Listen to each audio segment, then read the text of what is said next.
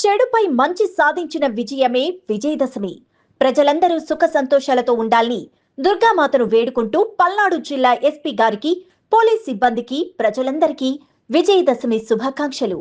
Achampet CI P Srinivasulu మరియు సిబ్బంది. చెడుపై మంచి సాధించిన విజయమే Vijayadashami.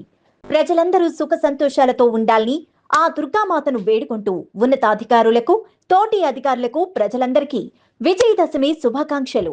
Pedakurapadu excise prohibition CI V Srinivasulu మరియు సిబ్బంది.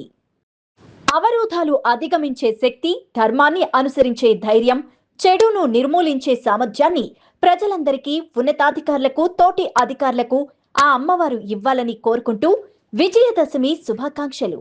Krosuru excise prohibition CI P Tulasi మరియు సిబ్బంది.